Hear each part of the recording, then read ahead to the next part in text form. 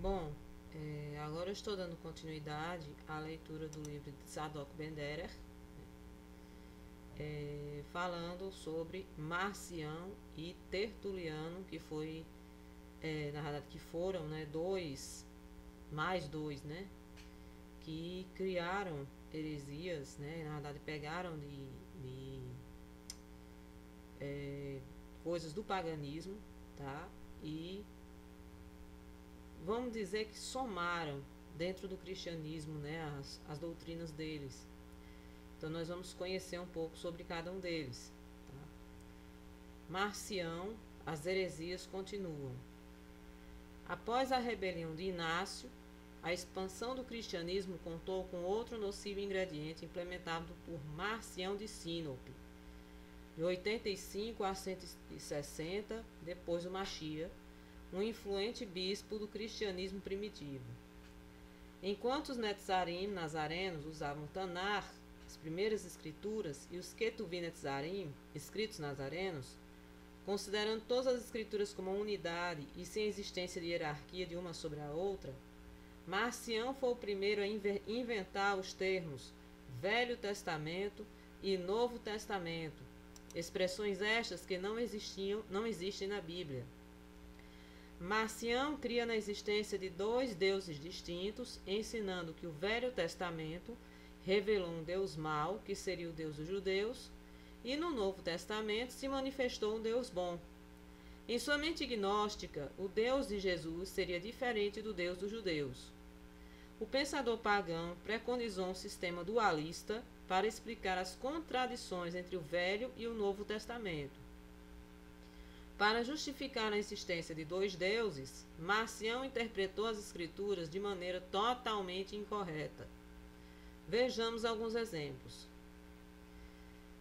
Disse Marcião que o Deus mau dos judeus ensinou olho por olho, enquanto o Deus bom de Jesus ensinou amor. Este conceito é errôneo, visto que olho por olho não significa literalmente arrancar o olho de uma pessoa, mas sim o dever de indenizar um dano causado a outrem em valor proporcional à ofensa. Ademais, no Tanar, primeiras escrituras, Antigo Testamento, o Eterno ordenou amor ao próximo, ame a seu vizinho como a si mesmos, ou ame-no como a si mesmos. Vaikra, Levítico, capítulo 19, versos 18 e 34. Logo, o amor do Eterno não surgiu com Yeshua. O Eterno sempre foi amoroso. 2. Alegou Marcião de que o Deus do Velho Testamento incentivava o divórcio e o adultério, e o Deus do Novo Testamento os proibiu. Outro equívoco de Marcião. Yeshua lecionou que o divórcio foi dado pela dureza dos corações humanos. Matatiarro, Mateus capítulo 19, verso 8. E a própria Torá diz que um homem se unirá à sua mulher, palavra no singular, ou seja, apenas uma mulher, e ambos serão uma só carne. Bereshit, Gênesis 2:24. Devarim, Deuteronômio, igualmente afirma que não deveriam ser multiplicadas as esposas. Deuteronômio 17:17. Em suma, a Torá nunca estimulou o divórcio e sempre abominou o adultério.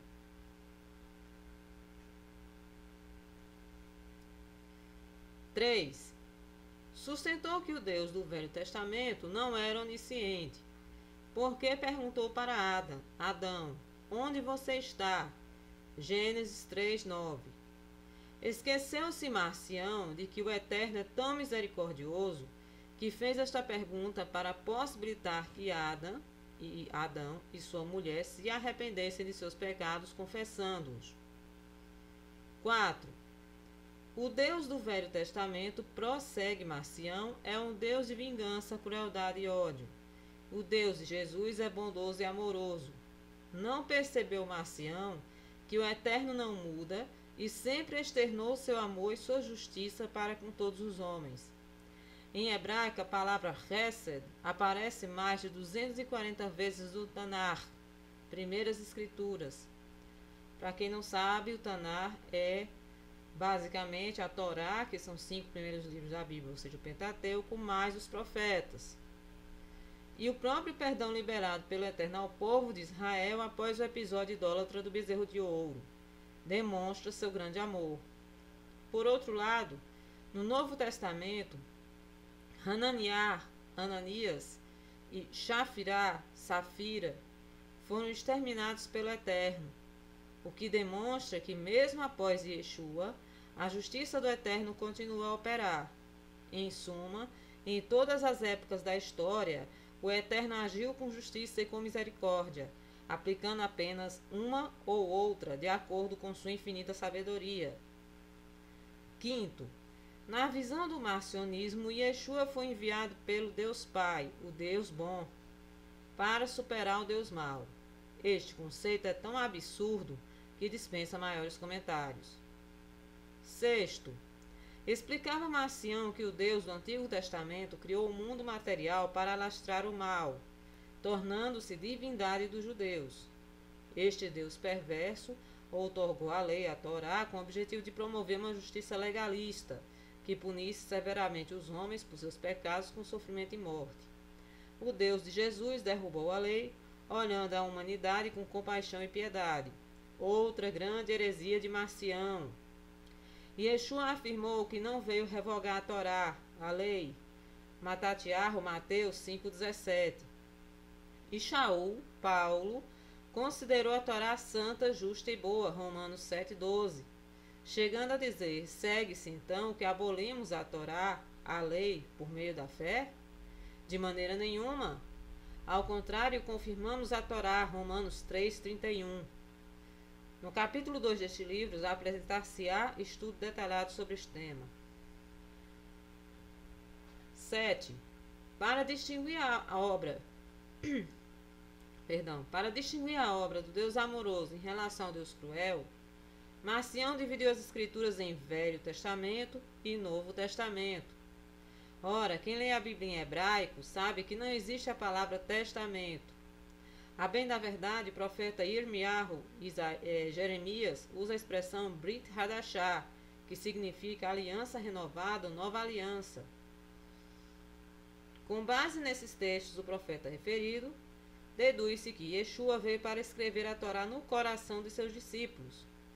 Assim, o correto é usar a nomenclatura judaica, Tanar, primeiras escrituras, isto é, aquelas anteriores a Yeshua, e Brit Hadashah, aliança renovada, nova aliança, ou, como preferem alguns, Ketuvim Netzarim, escritos dos nazarenos, que são os escritos posteriores a Yeshua. Daí, Tanar e Brit Hadashah, Ketuvim Netzarim, formam em conjunto o que conhecemos como Bíblia, inexistindo superioridade de um sobre o outro.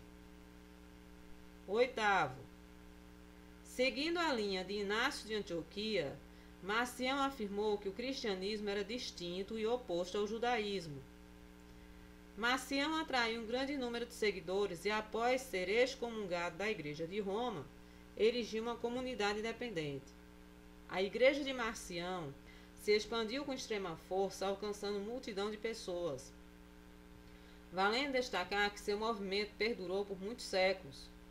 Numerosos gentios se agarraram a Marcião, fugindo do Deus mau dos judeus, o Criador dos céus e da terra, para a crueldade. O ódio pelos israelitas, incluindo-se os nazarenos, ganhou um novo propulsor. Policarpo, que foi discípulo de Yohanan, João, chamou Marcião de primogênito de Satanás. Lamentavelmente, o cristianismo adotou inúmeras heresias do bispo gnóstico. Ademais, a teologia cristã lançou as sementes do marcionismo e colheu heresias ainda maiores. Até hoje, o cristianismo, em sua quase totalidade, ensina as teses antibíblicas iniciadas por Marcião. A. A lei foi abolida por Cristo. B. A igreja substitui Israel nos planos de Deus. C. Existe uma separação entre Velho e Novo Testamento. Milhares de pastores no mundo inteiro, discípulos indiretos do gnosticismo de Marcião, ensinaram para os membros de suas igrejas: vocês não precisam cumprir isto ou aquilo, porque são mandamentos do Velho Testamento. Esses mesmos pastores cobram os dízimos instituídos pelo Antigo Testamento. Que perversão! Para lucrar com os dízimos, o Velho Testamento é válido, mas para cumprir a vontade do Eterno pregam os pastores. O Velho Testamento está ultrapassado, anulado, abolido. A verdade precisa vir à tona. Todas as escrituras sagradas, antes e depois de Yeshua, formam a unificada e eterna palavra do Vivo Elohim. Não existe Velho e Novo Testamento, mas sim Tanar, primeiras escrituras, e Brit Hadashah ou Ketuvim Netzarim, que são os escritos dos discípulos de Yeshua. A palavra do Eterno nunca fica velha, razão pela qual é impróprio o nome Velho ou Antigo Testamento. Tendo em vista todas as explicações bosquejadas, a partir de agora não usaremos mais as expressões pagãs criadas por Marcião, substituindo-as pelos nomes corretos, Tanar e Brit Hadashah, ou Ketuvim Netzarim, escritos nazarenos. No seio do cristianismo, existe uma doutrina maligna que foi influenciada direta ou indiretamente pelo marcionismo, a teologia da substituição. Defende a teologia da substituição a tese de que no Novo Testamento os cristãos substituíram os israelitas nas promessas feitas pelo Eterno. Afirma que os judeus negaram Yeshua e por isso foram rejeitados pelo Eterno, que elegeu a igreja para ocupar o lugar que antes pertencia ao povo de Israel. Esta teologia ensina 1. Que o Novo Testamento substitui o Velho Testamento, 2. A igreja substitui Israel e 3. A graça substituiu a lei, 4. O cristianismo substituiu o judaísmo. Há diferentes modalidades na teologia da substituição, chamadas por Rabbi Kendal Scholem de supersessionismo. Este pode ser punitivo, econômico ou estrutural. 1. Supersessionismo punitivo. Proclama que os judeus rejeitaram Yeshua como Messias e, em decorrência, foram punidos pelo Eterno, perdendo todas as promessas que lhe foram feitas no Tanar, primeiras escrituras. Alguns defensores desse supersessionismo, Hipólito de Roma, Orígenes de Alexandria e Martinho Lutero. Supersessionismo econômico. A observação não se refere a dinheiro, mas à função. Assevera que o povo de Israel foi substituído pela igreja nos planos do Eterno. Em outras palavras, Israel foi escolhido pelo Eterno apenas para trazer Yeshua ao mundo. Com a vinda do Messias, instituiu-se a igreja e Israel perdeu a finalidade. Alguns defensores desse supersessionismo, Justino Marte e Agostinho. 3. Supersessionismo estrutural. Promove a marginalização do Antigo Testamento como norma para a vida cristã, isto é, não nega o Antigo Testamento, mas o desvaloriza, tornando-o inferior ao Novo Testamento. O Antigo Testamento é válido, porém o que realmente importa é o Novo Testamento. As regras do Antigo Testamento são vistas como de pouca relevância. Além desses 3 tipos de supersessionismo apresentados por Kendal Scholem, o teólogo David Novak apresenta os conceitos de supersessionismo fraco e supersessionismo forte. 1. Supersessionismo fraco. A nova aliança instituída pelo Novo Testamento é entendida como a adição à aliança anterior, a religião dos judeus, ou seja, o judaísmo. Assim, o Eterno não revogou a aliança com o povo de Israel, mas os gentios não precisam da primeira aliança, bastando se conectar com Yeshua. Este supersessionismo é chamado de fraco porque é sutil, mas mesmo assim possui um verniz antibíblico. Qual o erro desta teoria? O supersessionismo fraco leciona que o gentio somente precisa buscar a conexão com Yeshua, desligando-se da Torá, primeira aliança, o que contraria os próprios ensinos do Mashiach, uma vez que todos eles estavam fundamentados na Torá. 2. Supersessionismo forte. A nova aliança é uma substituição da aliança mosaica. Tanto o supersessionismo forte quanto o fraco estão errados. Biblicamente, a aliança renovada, nova aliança, é uma extensão no sentido de prorrogação da aliança mosaica. Outra maligna herança do marcionismo foi o antinomismo, expressão que literalmente significa contra a lei. De acordo com Merriam-Webster Dictionary, o antinomianismo é definido como uma declaração de que, sob a dispensação do Evangelho da Graça, a lei moral é de nenhum uso ou obrigação, porque somente a fé é necessária para a salvação. Em outras palavras, as regras morais contidas na Torá, lei, são irrelevantes para a salvação. Será verdade? Será que alguém dito crente pode adorar Satanás e mesmo assim está salvo?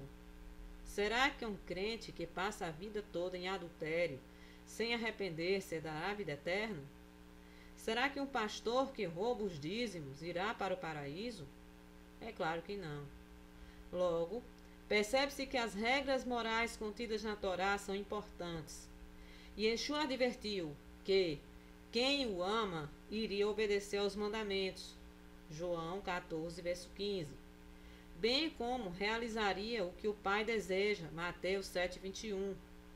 Disse ainda que aquele que não desse fruto seria lançado no fogo. Mateus 7, 19. Jacob, Tiago, escreveu que a fé sem obras ela é morta. Tiago 2,17, ou seja, é necessário algum tipo de obediência às regras morais da Torá.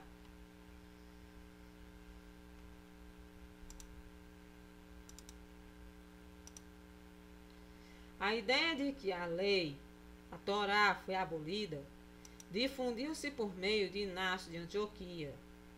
Marcião e todos os demais pais, entre aspas, da Igreja Católica, sendo incorporada por quase todos os protestantes, clássicos e evangélicos, o que contraria o ensino de Yeshua no sentido que não veio revogar a Torá, Mateus 5, 17 a 19.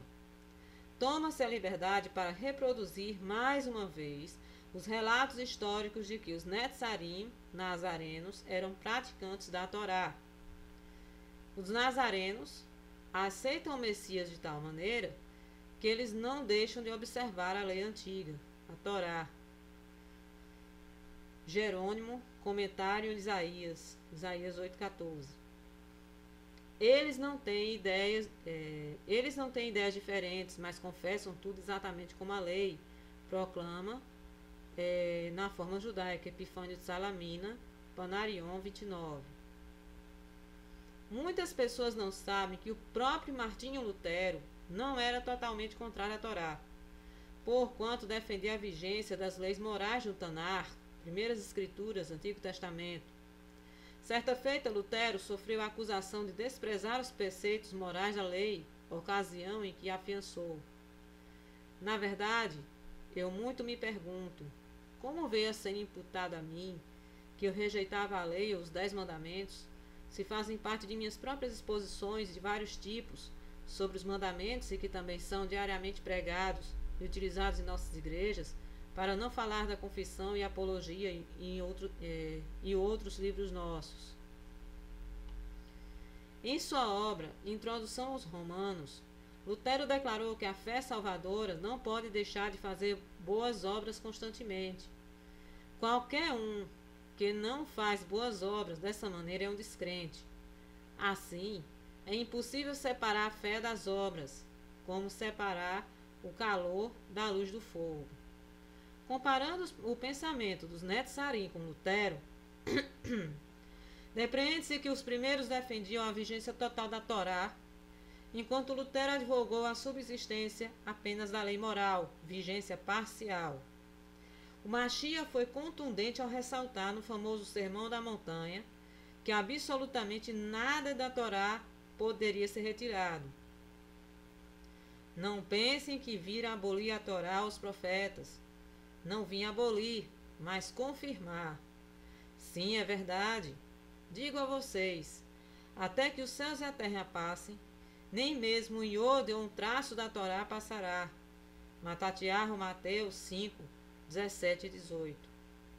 Logo, a extinção total ou parcial da Torá colide com a lição de Yeshua, e nesse ponto os católicos e protestantes evangélicos se igualam como em duas faces da mesma moeda. Bom, sobre Tertuliano eu vou deixar para o próximo vídeo.